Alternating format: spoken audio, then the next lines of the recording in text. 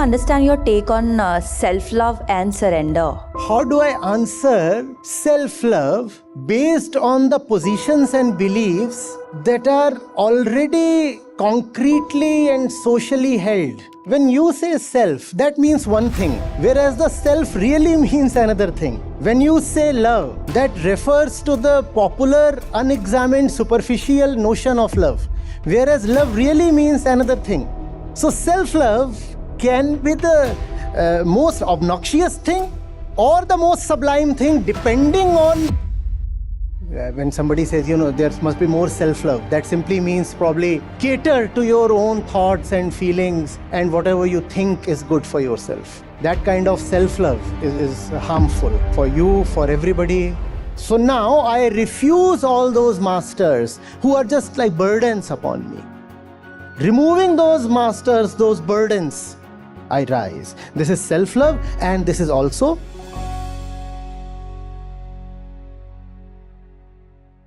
Namaskar, Acharya ji. I want to understand your take on self-love and surrender, both. where are you coming from? What's the... Means these days, as we talk a lot about self-love, one thing, and another thing is surrender to God or to universe. So these both things I want to understand from you. The whole thing has to start from the right place. We say self-love, we say surrender, we say God, we talk of all these things. But I really wonder, I'm really curious, how does that happen without any inquiry into what self means, what love means, what surrender means, what divinity means? How do I answer self-love based on the positions and beliefs that are already concretely and socially held? Self-love, what does that mean? Means do you believe in this concept of self-love? We don't agree on the definitions itself. Okay. So how do I agree? When you say self, Yeah. I know where you're coming from. When you say self, that means one thing, whereas the self really means another thing. When you say love, that refers to the popular, unexamined, superficial notion of love, whereas love really means another thing. So self-love can be the most obnoxious thing or the most sublime thing, depending on the definitions you are according to self and love. Therefore, it's a catch-22 for me. If I say yes, there's a problem. If I say no, again there's a problem. Self-love is the most wonderful thing possible. But what does self mean? Atma or Ahankar? I don't know what you're referring to. Self-love, because you see, self is two things. Self can be 1,000 things. Self is the entire range existing from the lowermost point right till the highest sky. And its two endpoints are referred to as the lower self, the highest self, what you have mistakenly assumed yourself to be, and what you really are and hence can potentially be. That too is called self. Now, what do we mean by self? Similarly, love could be the most toxic kind of attachment. The most vicious kind of exploitative relationship. That too is often referred to as love. And love could be the highest state of the ego. That too is referred to as love. What do we mean by love really? In general, when we say self-love, that simply means focusing on yourself to fulfill your desires. And that is just nonsense. When somebody says, there must be more self-love, that simply means probably cater to your own thoughts and feelings and whatever you think is good for yourself. That kind of self-love is harmful for you, for everybody. Questions are the best when they are the most fundamental. What is self-love? What is self-love? Now that's a useful question. And if we know what self-love really is, surrender and self-love become inseparable. What will surrender then be? The self has chosen to give up on its lowly position in favor of the higher one. That is surrender. I am surrendering the nonsense that I have, the weights I have burdened myself with. I am surrendering them, giving them up so that I can rise to the highest. One way of defining surrender. Another way of surrendering is, in my lowly position, the way I usually am, I have figured out that I am already surrendered to 1,000 kinds of worthless masters. That's the normal state of the ego, right? Somebody lures you with a lucrative ad, you surrender.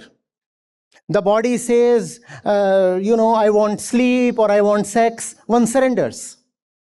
Right? The society says, now is your time to earn more or raise a family, and one surrenders.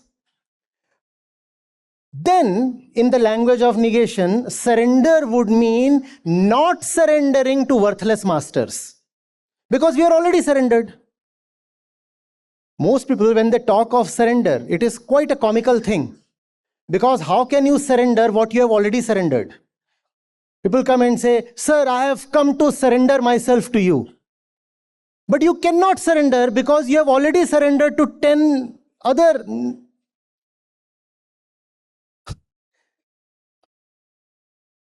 Can you surrender what you don't have? Most people have already either sold away or mortgaged their self. They can no more surrender it. Therefore, any kind of divine surrender is just wordplay and deception. What do you have left to surrender? There is nothing with you. Your mind belongs to social masters. Your body belongs to biological masters. What will you surrender? You don't have anything. So, to really surrender, one has to reclaim. One has to withdraw. One has to say, I gave in to the wrong masters. I now refuse to surrender. That is real surrender. If your head is already bowed down at 10 places, and then you go to your favorite divinity and say, now I am surrendering to you, is that meaningful? That's not meaningful. Are you getting it? Then surrender would really mean rebellion. Surrender would mean withdrawal of consent. Surrender would mean breaking of false promises. Surrender would mean I take back what I had mistakenly given to all kinds of unworthy people and institutions. I take that back. Now when I have it, I can possibly take it to the worthy one and say, here, sir, here. This is now all yours. That is surrender. So surrender and self-love are synonymous, but only when they are taken in the real sense. See, taken in the real sense, there can be no contradictions ever. But taken in the unreal sense, love and wisdom will look a little incompatible. Surrender and self-love would again look a little incompatible, and there would be all kinds of divisions. The divisions themselves indicate that we are definitionally mistaken. that the mistake is very fundamental. Otherwise, dissonance wouldn't have existed. Do you get this? The self is an entire range. And there is the greatest possibility at the far end of the range. The greatest possibility is what Vedanta calls as Atma, Brahma. The great self, the real self, the true self, the truth itself. Whereas we operate at some lowly point in the range. That is the lower self. Our practical reality, our day-to-day self. Self-love would mean loving that self. I don't love this self. Self-love does not mean loving myself as I am. Self-love means, no, I do not love myself as I am. I love the possibility, the potential that I am. That is real self-love. And that is synonymous with surrender. Surrendering what? Surrendering this in favor of that. And I am held at this position because at this position I have accepted many a master. So now I refuse all those masters who are just like burdens upon me. Removing those masters, those burdens, I rise. I rise. This is self-love and this is also surrender. Same thing. Thank you. Thank you very much. Good evening, sir. My name is Shriya Jain and I'm a third year student of IIT. So my question is, how do I tap into my truest self, my most authentic self? The most authentic self is an idea. आप उसको जी तो रहे नहीं हो. Somebody told you that something called the higher self or the authentic self, true self, real self exists, right? Yes, sir. It's a mere idea. You have heard it from somewhere. It's a beautiful thing to hear of. Nevertheless, it's still just an idea, a thought. What do you have in your hand? Where are you placed? What is your lived experience? Is that the true self, the higher self, the authentic self? Is that what you live in and live as? No. So start from there. Start from the lower self. The lower self that we routinely, though mistakenly, call as real. Start from there. The higher self is merely imaginary. Start from this. Here I am, the ground under my feet. Here I am. This is what I call as myself. This is what I call as my relationships. This is the ambit of my hopes. There stands my dream. This is my ambition. This is that. And when you look at these closely and carefully, you might not feel particularly elated about them. That's when you think they are lowly. It is an admission of this lowliness that something higher can now take shape and become real for you. Can a higher self exist if the current self is not admitted to be lower? I'm asking you, please tell me. Can a higher self exist if the current self is not acknowledged to be lower? No, sir. And what we live in is the current self. The higher self is merely a fantasy. So look at your current condition and say it is lowly. That's the way. Look at your current condition and say, I can be much better. No, I don't need to circumscribe myself this way. I can be freer. No. I'm taking one real hard look at myself. For a change, let me be honest with myself. And when I do that, I find, there is no fun being what I currently am.